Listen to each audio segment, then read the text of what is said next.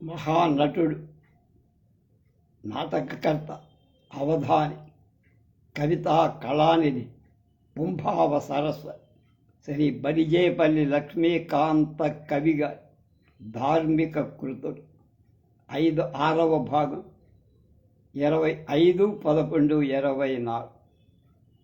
దీన్ని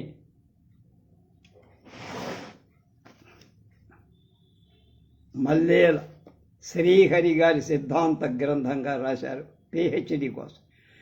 అందులో మొదటగా శివానంద లహరి, దాన్ని బడిజేపల్లి వారు అంటే శంకర భగవత్పాద కృత శివానంద లహరిని బడిజేపల్లి వారు ఎలా చక్కని తెలుగు అనువాదం, తేట తెలుగులోకి అనువాదం చేశారో దాదాపు 2 రోజుల నుంచి చూస్తున్నాం మనం.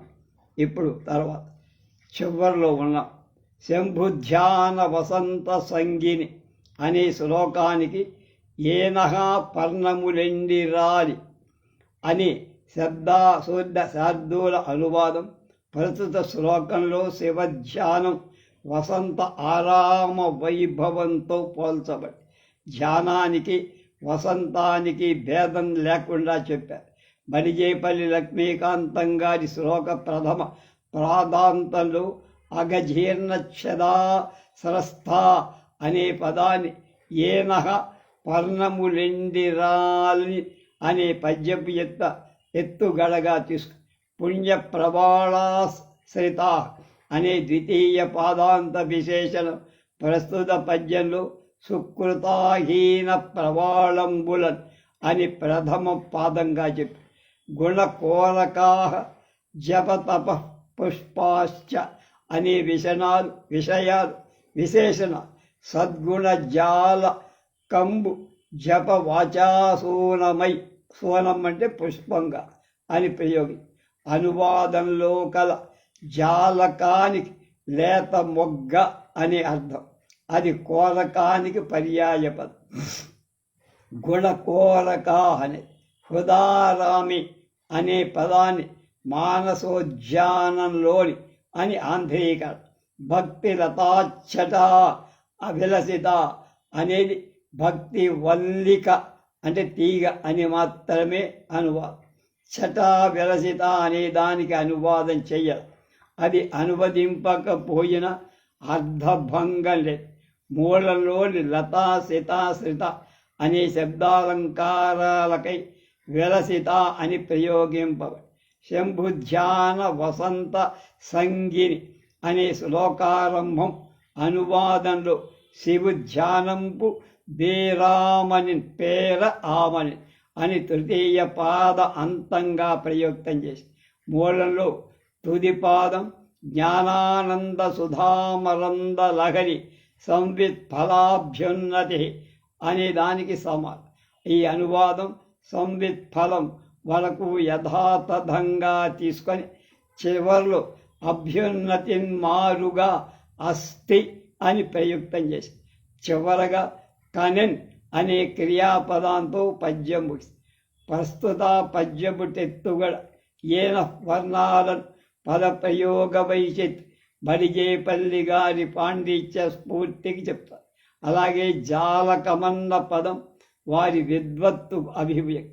వసంతమంటానికి మారుగా అచ్చ తెలుగు పదమైన పేర ఆమనిన్ అన్నారు అని ప్రయోగించి తేట తెల్ల తెలుగు పలుకు పైడిపై ఆయనకున్న అభినివేశం వ్యక్తం చేస్తారు. మూలంలోని సుదీర్ఘ సమాసాలు అందాలు అర్థవంతాలనిపిస్తే యథాతథంగా అనువదించటానికి శ్రీనాథుడి నుండి అందరికీ అలవాటు. అది మూలకర్తపై గల గౌరవం, అభిమాన అతిశయం తెలుపుతుంది. అలాంటి అభిమాన గౌరవాలే ప్రస్తుత చతుర్థ పాదంలో ఆంధ్రీకరించటం విస్పష్టం. నిత్యానంద రసాలయం అనే శ్లోకానికి అలపుల్ సేరెడు పల్వలంబులకు అని పద్యం ఆంధ్రీకరణ చేసి ప్రస్తుత పద్య ప్రారంభం మూలంలో ఉన్న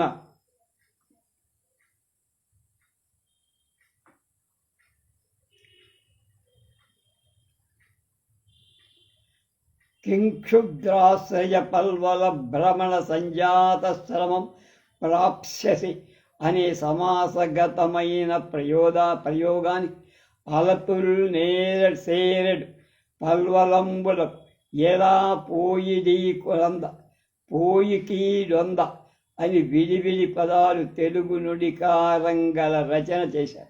అటుపై నిత్యానంద రసాలయం అనేది అస్ఖలితానంద రసాలయంగా ఆంధ్రీకరించారు. ఇట నిత్య శబ్దానికి అస్ఖలితం అన్నది ఆంధ్రీకరణ. పిదప స్వరముని స్వాంతాంబుజాతాశ్రయం అనేదానికి మునిరాట్ స్వాంతాభ్యమూలం అని ఆంధ్రీకరణ. అలాగే అంబుజాతం అభ్యంగా ఆశ్రయం మూలంగా ప్రయోగం. కలుష హృత్సద్వాసన ఆవిష్కృతం అనే సమాసాన్ని దుష్కలుషచ్ఛేది సువాసనాఢ్యం అని అనువాదం. సద్విజ సేవితం స్వచ్ఛం అనే విశేషణాలు ద్విజస్ఫారంబు స్వచ్ఛంబు అని అనువాదం చేశారు. ఇందరి స్ఫారం చలనం కల అనే అర్థంలో ప్రయోగం. శంభుధ్యాన సరోవరం వ్రజ అనే వాక్యం శంభు లఘు ధ్యాన సరోవరంబునకు పొమ్మా అని అనువాది. శంభలఘు ధ్యాన సరోవరంబునకు పొమ్మ. అందరి అలఘు శబ్దం ధ్యాన గరిమని చెప్తారు. మనోహంసావతంస అనేది సంబోధన. ఓ మనోహంసమ అని అనువాదం. మూలంలోని ప్రతి ప్రయోగం అనువాదంలో పర్యాయ పదంగా వాడితే స్వతంత్ర పద వియోగ ప్రామాణీయకాన్ని ప్రకటించి రసస్ఫూర్తితో తన కవిత్వాన్ని నిత్యానంద రసాలయం కావించట ఈ కవికి రచనలో ఉన్న ప్రత్యేక విశిష్టత. ఆనందామృతపూరిత అనే శార్దులం హరచరణాభ్యమన్ కుదితి ఎందు అని చంపకమాలా వృత్తంలో చెప్పారు. మూలంలో ప్రథమ పాదం ద్వితీయ విశేషణంగా చెప్పబడిన హరపదాంభూజాల బాలోద్భిత అనే పదం హరిచరణాభ్యమున్ కుదుటి ఎందు అని పద్యారంభంలో తీసుకొచ్చి మూలంలో ఒకే సమాసం గల ప్రయోగం.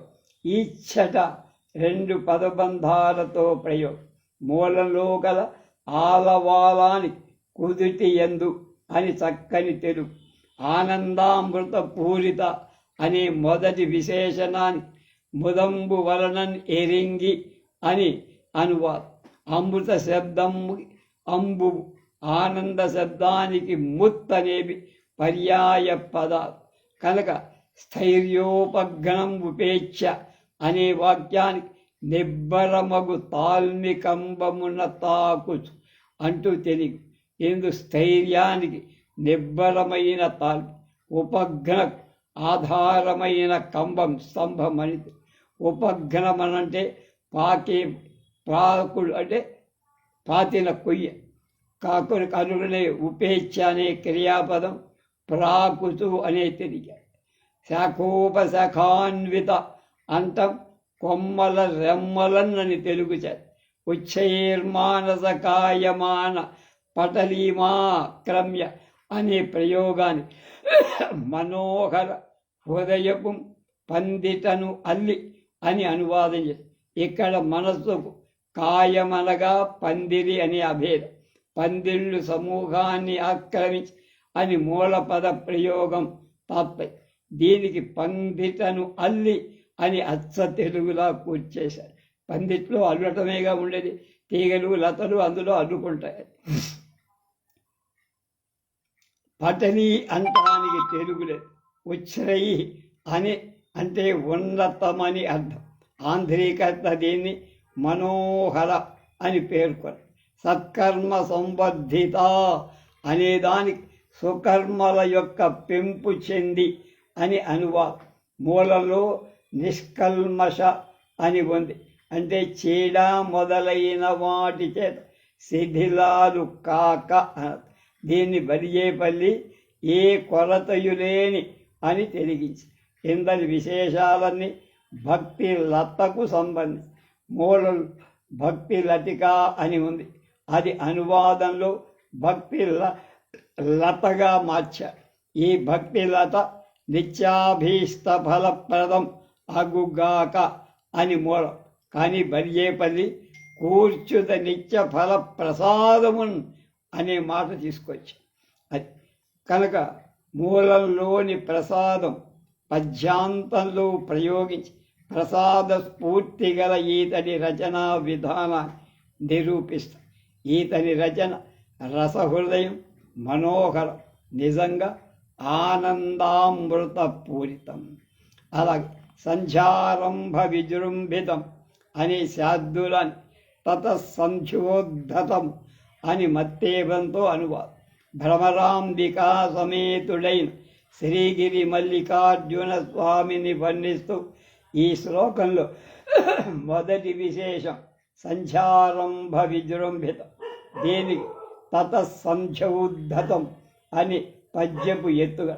ఇక తత అంటానికి విరివి అయినా లేక వ్యాపించిన అనే మూలంలో గల విజృంభితానికి ఉద్ధతం అనేది చక్కని పర్యాయ పదమే.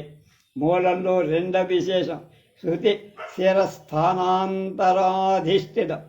అనువాదకర్త ఇదే సమాసానికి ముందు ఉన్నతాన అధికమైన విశేషణ చెట్ట తుదిగా అధిష్ఠిత శబ్దానికి స్వస్థం అనే పర్యాయ పదాన్ని ప్రయోగించి యథాతథంగానే తక్కిన మూల సమాసాన్ని తీసుకొని మూలంలో రెండవ పాదంలో ప్రేమ భ్రమరాభిరామం అని ఉంది. ఇద అంచిత అనే శబ్దాన్ని ప్రారంభంలో ప్రేమ శబ్దానికి గల రాగ అనే పర్యాయ పదాన్ని ఆంధ్రీకర్త బలిజేపల్లి ప్రయోగించి తృతీయ పాదం చివర గుణావిష్కృతం గుణశ్రీకంబు అని అనువాదం. తృతీయ పాద ప్రారంభంలో భోగీంద్రాభరణం అన్నది భోగీలలంకృతము అని ప్రయోగం. మూలంలో మూడవ పాదం మధ్యంలో సమస్త సుమనః పూజ్యం అన్నది ఉజ్జత సుమనః ప్రపూజ్యం, ఉత్త పూజ్యం కాదు, ప్రకృష్టమైన పూజ్యం అని ఆంగ్లి. ఆపై శివాలింగితం అన్నది శివాంగీకార్యం అని అనువాదం. అసకృద్వాసనాశోభితం అనే ద్వితీయ పాదం చివర విశేషం ప్రస్తుత పద్యంలో ఉద్వాసనాయుతమౌ అని చివరి విశేషం. నాలుగవ పాదంలో శ్రీగిరి మల్లికార్జున మహాలింగం సేవి అనే వాక్యం శ్రీగిరి మల్లికార్జున మహోజ్జలింగము కొల్చెదన్ అని ఆంధ్రీకరం. ఇట మూలానికి లేని ఉజ్జత్తు శబ్దం లింగ శబ్దానికి ముందు ప్రయోగించి ఇలా మూలంలోని విశేషాలని ముందు వెనుకలుగా మార్చి మూలంలో గల అసకృద్వాసన ఉద్వాసనగా అనుపది. అసకృత్ అంటే ఎప్పుడు అనర్థం, సద్వాసన అంటే ఎప్పుడు సాధువుల యొక్క భావన అనర్థం. అసకృత్ అంటే ఎప్పుడు సాధువుల యొక్క భావన. కానీ అనువాదకర్త ఇక్కడ ఉత్ అనే ఉపసర్గ వలన ఒక విశేషార్థాన్ని తెచ్చారు. అది పైకి లేచిన అనే అర్థాన్ని సూచిస్తుంది. కానీ ఉద్వాసన చెప్పడం అంటే తీసేయటం అనే అర్థం. దేవుడికి ఉద్వాసన చెప్పారా అంటాం కదా. కనుక ప్రత్యేక పదంగా గ్రహిస్తే తొలగింపబడిన అదే చెప్పారు. గృహాదుల నుండి వెడలి ప్రవాసంలో ఉన్న అర్థం కూడా ఉంది. భృంగీచ్ఛానట నోత్కట అనే శ్లోకాన్ని భృంగీచ్ఛానటతోత్కడుండు అని ప్రస్తుత పద్యం ఎత్తుగడ. మూలంలో కరిమదగ్రాహిలను అనే సమాసాన్ని ఊరు కరీ ప్రేంకణ మదగ్రాహకుడు అని మరికొంత క్లిష్ట సమాస ఘటనతో స్వీయ పాండిత్య ప్రకటి. పంచేషుణాచావృత అనే ద్వితీయ పాదం చివర ఉన్న ప్రస్తుత పద్యం ద్వితీయ పాద ప్రారంభంలో కామాదృతుడన్ అని అనువాదించి ఇక్కడ సంధిగత ప్రాసాలు ఈ కవి కూర్చిన కూర్పు ఎంతో అందగించిందంటున్నారు శ్రీహరి. తర్వాత మహాశితవపు అనేది మహాశీత తనుండు, శతం అంటే తెల్లగా. సురన్మాధ వాహ్లాద అనే ప్రథమాంత ప్రయోగం, మాధవాహ్లాది అని ద్వితీయ పాదాంతంలో చెప్పారు. మూలంలో మూడవ పాదంలో సత్పక్ష సుమనోవనేష్ అని ఉంది. దీని బలిజేపల్లి సత్సంగుడన్ సుమనోవన ప్రియుడు అని అనువాదం. మూలంలో రెండవ పాదంలో గల నాదయుత అన్నది నాద వ్యక్తి అని తృతీయ పాదంలో కూర్చారు. మదీయే మనోరాజీవే అనేదాన్ని నా మనోభ్యంబునన్ అని పద్యాంశవల పేరు. భ్రమరాధిపో విహరతాం శ్రీశైలవాసీభూ అనే వాక్యాన్ని శ్రీశైలమందు గాపౌ అన్న, శ్రీశైలమందు కాపౌ భ్రమరాధిపుండలరుచుండున్ అని ఎంతో ఔచిత్యవంతంగా అనువాదం. విహరతామనే పదానికి క్రియాపదం అలరుచుండు అయి. మూలంలో గల నపునః సాక్షాత్ సపునః సాక్షాత్ అంటే పదానికి తెలిగింపు చెయ్యాలి. శ్రీశైలమందు కాపౌ అని శ్రీశైల రక్షకుడుగా అచ్చ తెలుగు పదాన్ని కాపు అనే శబ్దాన్ని సంధిగత ప్రాసకు అనుగుణంగా సంఘటిస్తూ బలిజేపల్లి ఛందో నిర్మాణ కౌశల అచ్చ తెలుగు పలుకుబడిపై అతనికి ఉన్న అభిమాన అతిశయాన్ని విస్పష్టం చేస్తుంది. తుమ్మెదయే కాక శివభక్తుడైన భృంగీశ్వరుడు కూడా అలాంటి భ్రమర శబ్దం తుమ్మదే కాక భ్రమరాంబిక కూడా ఆ మనస్సుని రాజీవంతో పోల్చడం చేత పరమశివుని భ్రమరాధిపుడిగా ప్రతిపాదించడం చాలా ప్రతిభావంతంగా. ఈ పద్యంలో అన్ని చోట్ల తుమ్మెద ప్రసక్తి కల్పించబడటం చేత తుమ్మెదలకు అనుగుణంగా కరిమద గ్రహణత్వం, మాధవ శబ్దం బట్టి వసంత ఋతుఘోష శోభ, సుమనోవన అనే శబ్దాన్ని బట్టి పుష్పవన ప్రసక్తి తీసుకురాబడి. భ్రమరాంబాదేవి ఆలయంలో గోడకి చెవులు పెట్టి వింటే భ్రమరనాదం, కందిరీగల నాదం వినపడుతుందని, అందుకే ఆమెకి భ్రమరాంబిక అని పేరుందని మనందరికీ చెప్పుకోవాలి. శివపరంగా గజాసురుడు మోహిని రూపాన్ని ధరించి మాధవుడు సుమనోవనంగా ఏ విబుధలేక దేవ పరిరక్షణం ప్రకటించవు. శ్లేషార్థంగల పద అనువదించడం, అనువాదం ఎంతో జాగ్రత్త తీసుకో. ఇందని ప్రతి విశేషం అటు శివపరంగా ఇటు తుమ్మెద పరంగా చక్కగా అన్వయం. కారుణ్యామృతవర్షిణం అనే పదాన్ని పురుష విపత్పపాతపం అని చంపకంగా మార్చారు. ఈ శ్లోకంలో మేఘానికి శివుడికి అభేదం అనేక విశేషణాల్లో ఘన గ్రీష్మచ్చిదాకర్మఠం అని రెండవ విశేష అనువాదంలో పద్యపు ఎత్తుగడ అయింది కనుక మూలంలో మొదటి విశేషాన్ని అపార దయారసవృష్టి మాన్సుతున్ అని అనువాదం. విద్యాసస్య ఫలోదయాయ అంటానికి విద్యల పంటకు అని అచ్చ తెలుగు నెత్సెత్. సుమన సంసేవ్యం అన్నది వర సుమనోగణంబు అలర అని నృత్యద్భక్తి మయూరం. అద్రి నిలయం అన్నది భక్త మయూరులు కొల్వ నద్రివై. మయూరులు అంటే నెమడు, కొలిచేటువంటి అద్రి అంటే పర్వతం కొండాయి. శంచజటా మండలం అనే పద్యంలో రెండవ పాదాంతంలో చాలు జటాజటాలుడవై అని వాంఛతి నీలకంధర సదా త్వాం మే మనశ్చాత అనే వాక్యంలో బలిజేపల్లి నీలకంధర విభన్ మతి చాతకమిచ్చగించదు. నా మనస్సని చాతకాన్ని నీలకంధరుడ విభుడైన ఆయన్ని నా మనస్సు అనే చాతకం కోరుతోంది. ఆ మేఘుడికి శివుడికి అనేక విషయాల్లో సామ్యం చెప్పారు. ఉభయులకు పర్వతమే నివాసం. కామరూపం జటావల్లి పేర్కొనబడి మేఘపరంగా జట అంటే మెరుపు అనే అర్థం కూడా ఉంది. ఈ అర్థాన్ని స్వయంగా బరిజేపల్లి శ్లోక వివరణలు కూడా చెప్పాడు.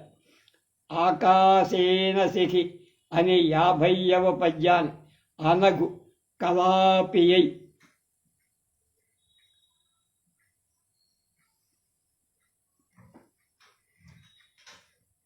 రెండు మూలాల్లో ఉండే చంపకం అనువ గానువ కాసుల చేయతగిన అని అర్థం.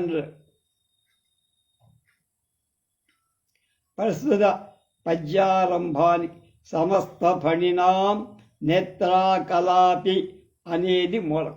అనఘు కలాపియై ఫణి కులాధిపుచై అని ఆంధ్రీకరణ చేసి ఆకాశేన శిఖి అనేదాని శిఖియైన భంబుచే అని అనువాదం.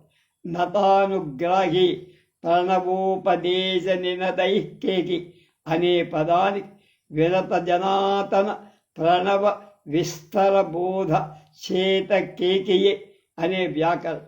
శ్యామాం శైల సముద్భవాం ఘన రుచిం దృష్ట్వా నటంతం నీలకంఠం అనే భావం.